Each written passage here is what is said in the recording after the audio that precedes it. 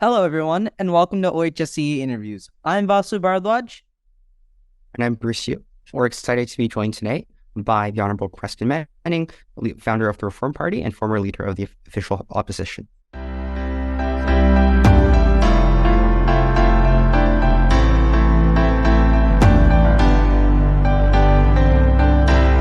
So, we are so excited to be here on with the Honorable Preston Manning. First of all, thank you for your time today. Thank you so much for joining us. It's very, very valuable for you to be speaking both to youth and conservatives across the nation. Thank you so much for joining us. Well, thank you for having me. For sure. So just to give the viewers a little bit of a background, I met the Honorable Preston Manning back at the Canada Strong and Free Network event, and we got acquainted there. And hopefully this interview will all go smooth and well. And we're very excited to ask you a couple of questions. Okay.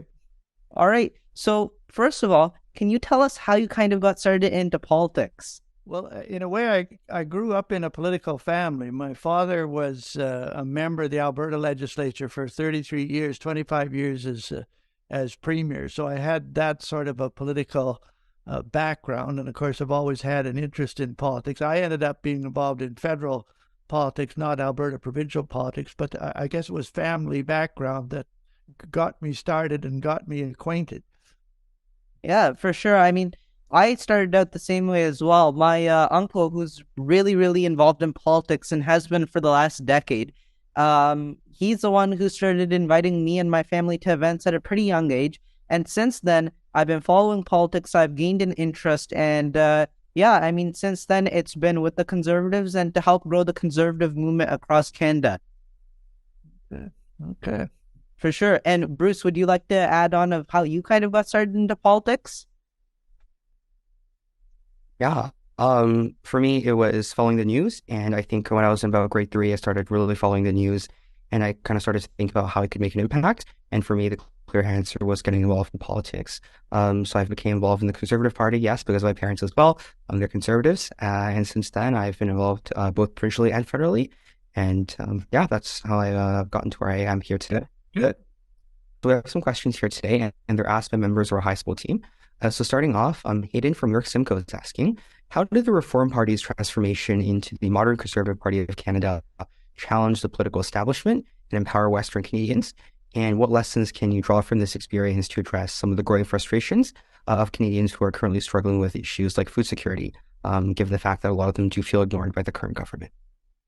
Well, that's a fairly complicated question there, but maybe just one thought that comes out of it, like how reform itself got started and then ended up transforming itself into the Canadian Alliance, and then that transformed into the Conservative Party of Canada. And there's a lesson in this for everybody.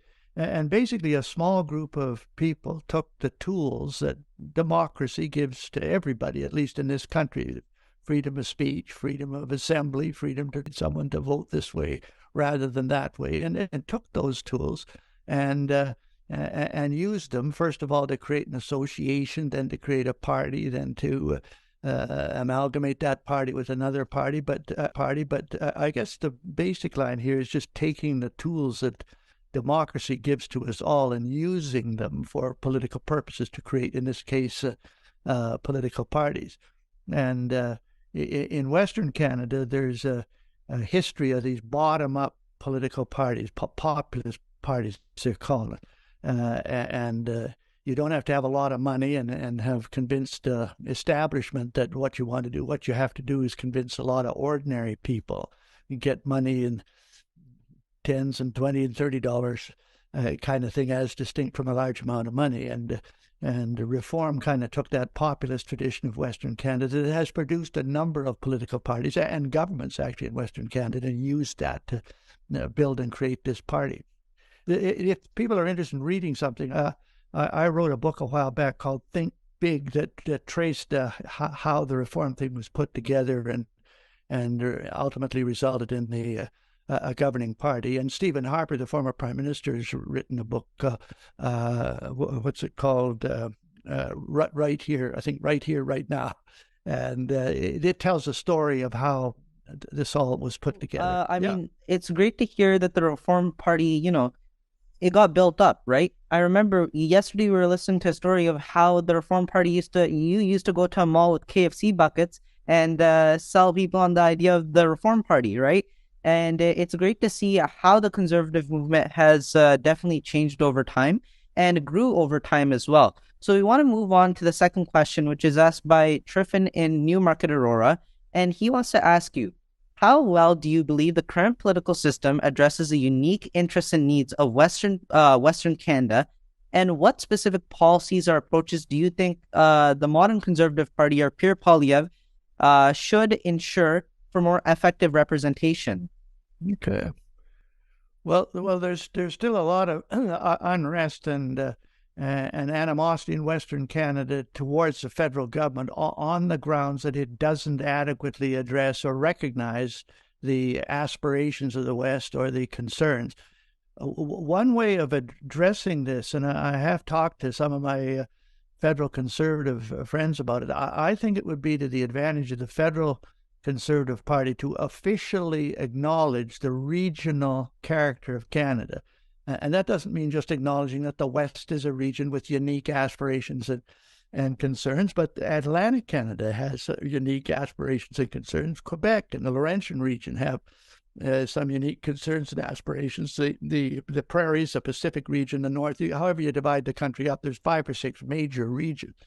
And it seems to me if one federal party were to officially recognize that regional dimension and to say we are going to address the aspirations and concerns of each of those regions, but the price of you getting your regional aspirations and concerns dealt with is your willingness to go along with us when we do the same thing for some other region. And I think if that was done, then the West's concerns or Quebec's distinctiveness wouldn't stand out like a sore thumb. The federal party could say, no, we recognize there are these concerns and aspirations in every region. We're prepared to recognize them all. We're prepared to address them all. But our one condition, and this is conducive to national unity, is that when we go addressing the aspirations and concerns of one part of the country, that you accept that because we're going to get around to yours. So I think that's one way of certainly there is unrest in the West today over the failure of the current federal government to address those things. And I think that's one way that Pierre Poilievre and the federal party could address those types of concerns.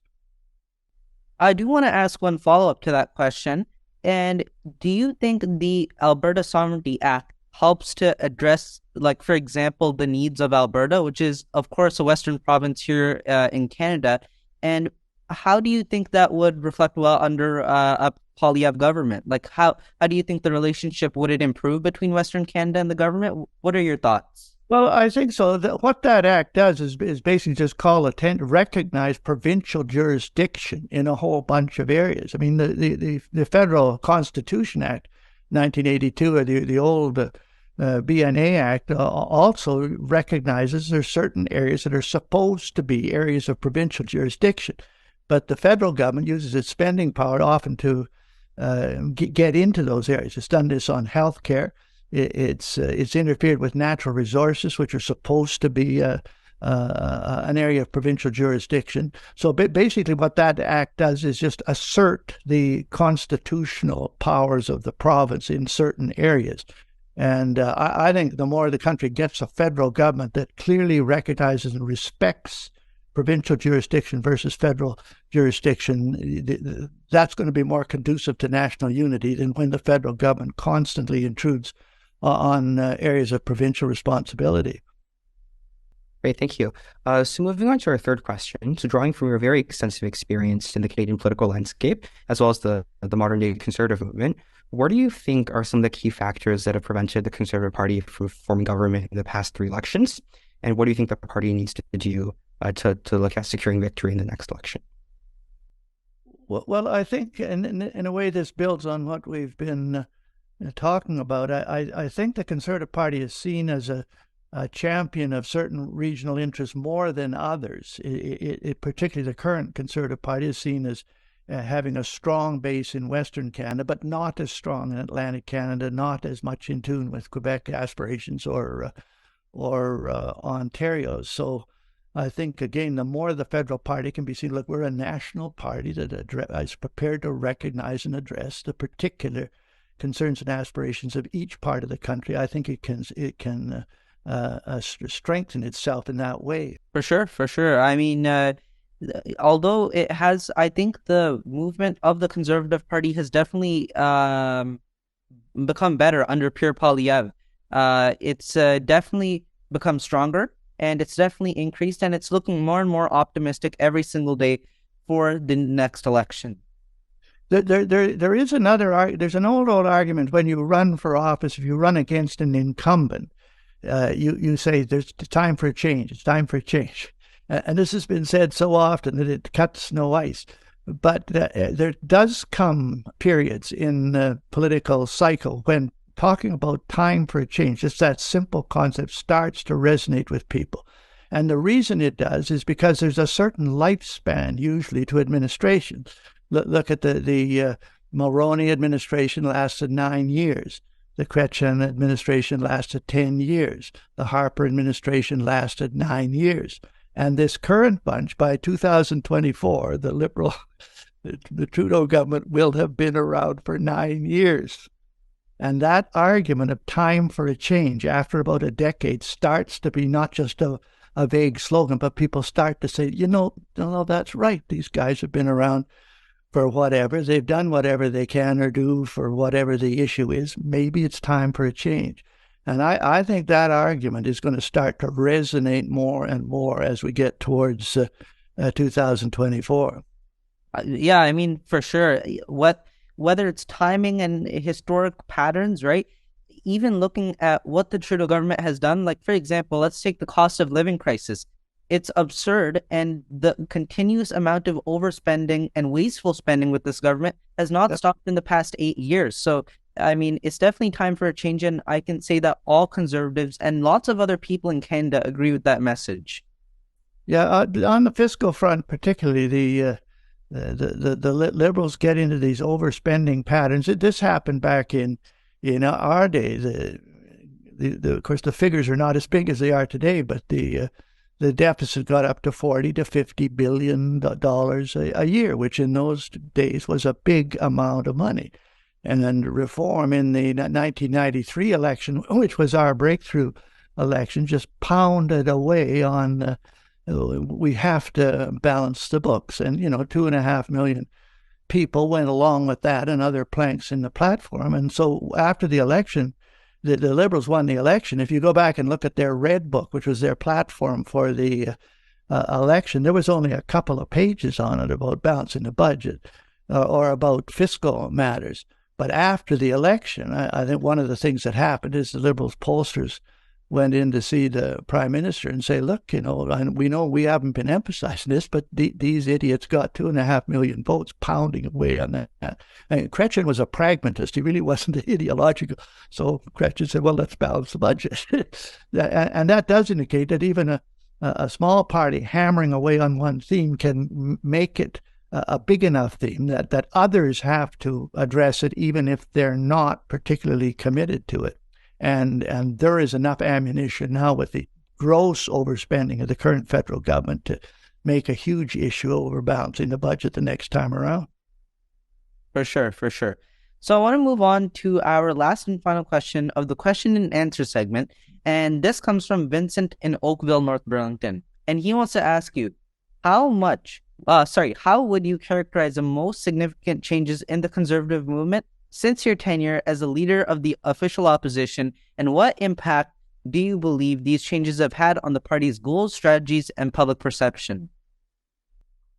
Well, I think one change, this actually affects all the parties, but it affects Conservatives too, is I think, and this is particularly important for you younger people, I think this old way of conceptualizing politics as left, right, center is starting to make less and less sense to large numbers of people. You have people saying, why are we dividing up the political space in terms of the seating arrangements after the French Revolution, which is where that left, right, center thing came from. The landowners sat on the right, the other guys sat on the left. Like, why are we doing that? And I think another framework for conceptualizing politics that is more fundamental and probably resonates more with more and more people is one that was suggested by de Tocqueville. He wrote this famous book on democracy in America 150 years ago. But he said that the most fundamental divisions in politics in North America is not this stuff, but it's the distinction between what he called people who have the aristocratic passion and who wants to reduce the role of the public in public affairs, and people who have the democratic passion who wants to expand the influence of ordinary people in public affairs. And I think beneath the surface of this left-right-center business is that cleavage in our political system. And I think the more the Conservative Party can become the representatives of that democratic passion, the desire to see the power of ordinary people over their money, over their taxes, over their policies, expanded rather than restricted and handed over to experts, which is more the liberal perspective. I think that's an increasing difference from back in our day when there was more of this conceptualizing things as left, right, center. I think that's a fundamental change, and the party that can recognize it and take advantage of it and express it will do better than the ones that don't. And one practical example of this, and it's relevant to conservatives, is if one takes that democratic passion as important, or expanding the influence of local people on their affairs, it means that municipal government is increasingly important. It's the level of government in a democracy that's closest to the people. It's closer than your provincial government. It's closer than the distant federal government. And conservatives have tended to neglect the municipal area, and the left of center crowd have majored on that, particularly in provinces where they can't get elected federally or provincially, but they've focused on this municipal level. And so I think that's an area that increasingly requires attention. And it's a sort of a different political landscape than the one that we dealt with back in the 90s. Absolutely. I really appreciate that really unique perspective on the political spectrum. And also, absolutely, I think it's important that as a conservative movement, we pay a lot more attention to municipal elections and school board elections too, because there's a lot of... Yes. It's local. Yeah. So I guess this segues very nicely into our last part, which is about advice for the next generation. So to tie it all together, what should young conservatives, for example, those in high school, what should they do to become more politically active? And what is one piece of advice you would give to a young conservative? Well, in a way, we've sort of touched on this indirectly. There's no substitute for actually getting involved in the political process by getting a membership in a party or an interest group, going to meetings where these things are discussed, participating in. There's an old saying that those who choose to not involve themselves in the politics of their country will be governed by those who do. And if you don't like what those who do are doing, then the alternative is to get involved yourself. So, I mean, in a way, this sounds trite, but you people are doing that. You're involving yourself with... parties aren't the only way. In the conservative movement, there's a whole bunch of what we call interest groups or pressure groups. There's think tanks. There's think tanks like the Fraser Institute and the Frontier Institute and the C.D. Howe Institute and the Montreal Economic Institute and Macdonald-Laurier Institute that are basically more conservative than anything else. One can get involved with their, read their stuff, go to their seminars, go to their meetings. There are interest groups that are crusade on conservative themes, like the Taxpayers Federation, for example, who crusade on trying to get the budget balanced and the taxes down. So my advice is to get involved. And some people, of course, throw up their hands and say, well, what difference can one person make by doing anything in this political arena? Well, I tell people a story. In 1993, when there was a federal election, the Reform lost 3 seats in Edmonton by a total of 329 votes. The fact that we lost those 3 seats meant that the Bloc Québécois, a separatist party who's committed to breaking up the country, had 54 seats in the parliament, and we had 52. If we'd won those 3 seats in Edmonton, we would have had 55, and we would have been the official opposition. And the fact that we lost those 3 seats by 300 and some votes meant that the official opposition was a separatist party, and they used that position to crusade for breaking up the country, the secession of Quebec, which almost happened in the referendum. So when people say to me, well, my vote or my participation or me getting out to do anything doesn't matter, I to use that illustration, it does matter, and sometimes it can absolutely, crucially matter, and you never know when that's going to be. So I'm encouraged the fact that you young people are involved and interested the way you are, and probably you talking to your peers about how you're involved in different ways is more persuasive than adults telling them you got to be involved. But there certainly is a need for involvement and being active, not just one of the concerns I have about social media, and this isn't just with young people, it's with adults. There's an awful lot of people who today substitute talking about something for doing about it. As long as I blog about it and Facebook about it and tweet about it, I've done some. Yes, maybe, but just conversing and talking and discussing about something is no substitute for actually getting involved and doing something physical and practical. And I just encourage younger people to do that. I think in that last sentence, you perfectly described the Trudeau government. Lots of talk, no action. Yeah. Yes. No, I think this administration's done a lot of damage and is failing to address the more fundamental things that are required. Our economy is in deep trouble. The way the COVID crisis was managed, the infringements on rights and freedoms, the failure to recognize the economic impacts, the civil liberties impacts, the social impacts. I think we're paying a terrible price for that.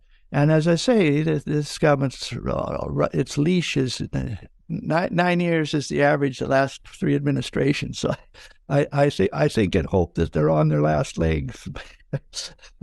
For sure. I think all of us are hoping for a new, strong Poilievre government. Yeah. I really want to thank you. And what you're talking about, Pierre Poilievre, like he's from Calgary originally. He was on board in Calgary Southwest when he was a teenager, when he was still in high school. So like his record has been one of being involved from a very young age, and look where he is now. He could very well, and I hope end up being prime minister. But it started way back, and it started when he was the age of you people. I think for sure that Pierre Poilievre and yourself both serve as examples to conservative youth and generally youth who want to get involved, and that is to start at a young age and to work your way up the ranks and get experience. So I think that's a very good message that resonates with a lot of us. So I really want to thank you for your time today. We really appreciate you being here with us, and we wish you well in the future. Okay, well, thank you. And the same, I wish you well. And I just want to congratulate you on being involved and doing the things that you're doing. For sure. Thank you so much. Okay, thank you.